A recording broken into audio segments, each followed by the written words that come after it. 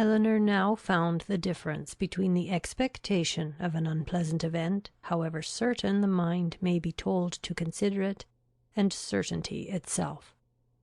She now found that, in spite of herself, she had always admitted a hope, while Edward remained single, that something would occur to prevent his marrying Lucy, that some resolution of his own, some mediation of friends, or some more eligible opportunity of establishment for the lady, would arise to assist the happiness of all.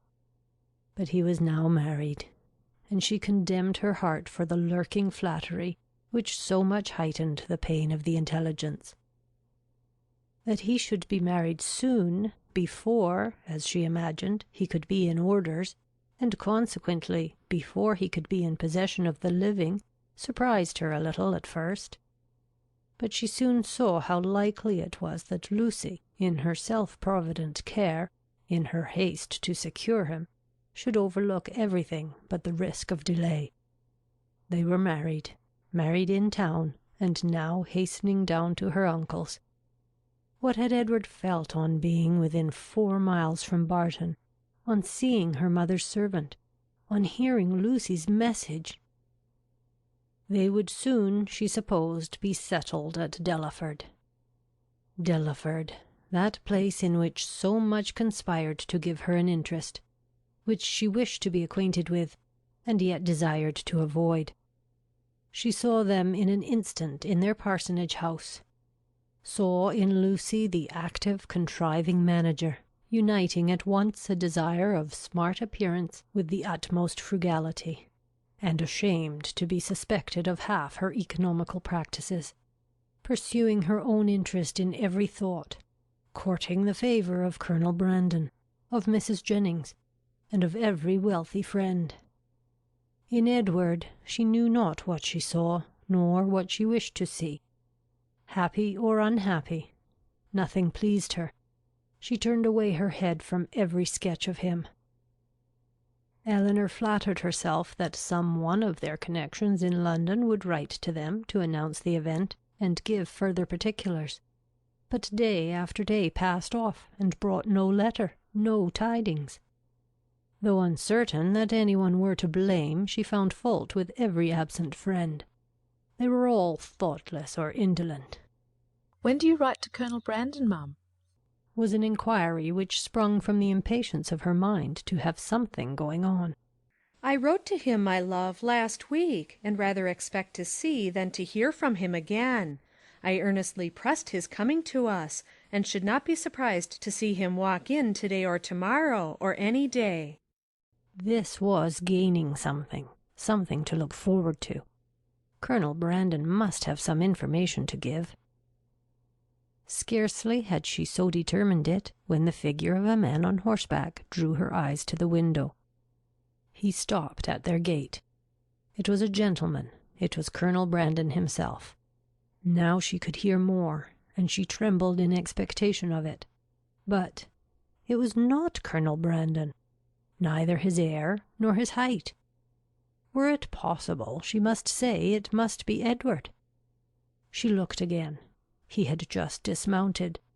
She could not be mistaken. It was Edward. She moved away and sat down. "He comes from Mr. Pratt's purposely to see us. I will be calm. I will be mistress of myself." In a moment she perceived that the others were likewise aware of the mistake. She saw her mother and Marianne change colour, saw them look at herself and whisper a few sentences to each other.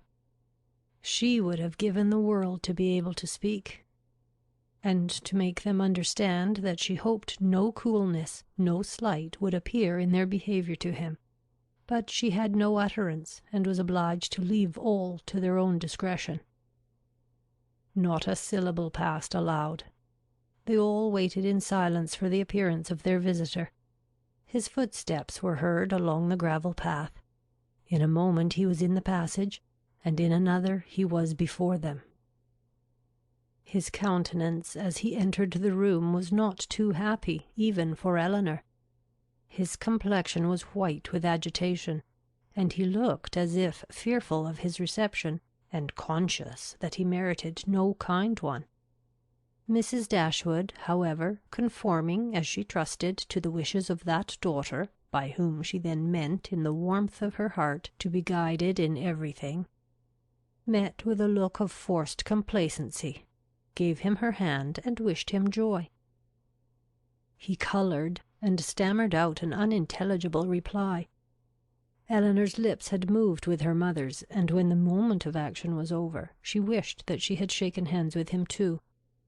But it was then too late, and with a countenance meaning to be open, she sat down again and talked of the weather. Marianne had retreated as much as possible out of sight to conceal her distress, and Margaret, understanding some part, but not the whole of the case, thought it incumbent on her to be dignified, and therefore took a seat as far from him as she could, and maintained a strict silence. When Eleanor had ceased to rejoice in the dryness of the season, a very awful pause took place. It was put an end to by Mrs. Dashwood, who felt obliged to hope that he had left Mrs. Ferrars very well. In a hurried manner he replied in the affirmative. Another pause. Eleanor, resolving to exert herself, though fearing the sound of her own voice, now said, "Is Mrs. Ferrars at Longstaple?" "At Longstaple?" he replied with an air of surprise. "No, my mother is in town." "I meant," said Eleanor, taking up some work from the table, "to inquire for Mrs. Edward Ferrars." She dared not look up, but her mother and Marianne both turned their eyes on him.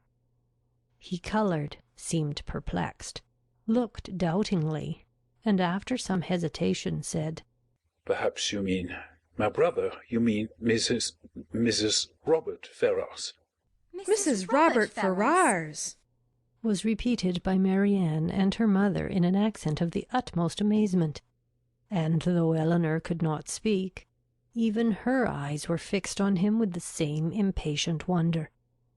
He rose from his seat and walked to the window, apparently from not knowing what to do, took up a pair of scissors that lay there, and, while spoiling both them and their sheath by cutting the latter to pieces as he spoke, said in a hurried voice, "Perhaps you do not know. You may not have heard that my brother is lately married to the youngest, to Miss Lucy Steele." His words were echoed with unspeakable astonishment by all but Eleanor, who sat with her head leaning over her work, in a state of such agitation as made her hardly know where she was. "Yes," said he. "They were married last week and are now at Dawlish." Eleanor could sit it no longer.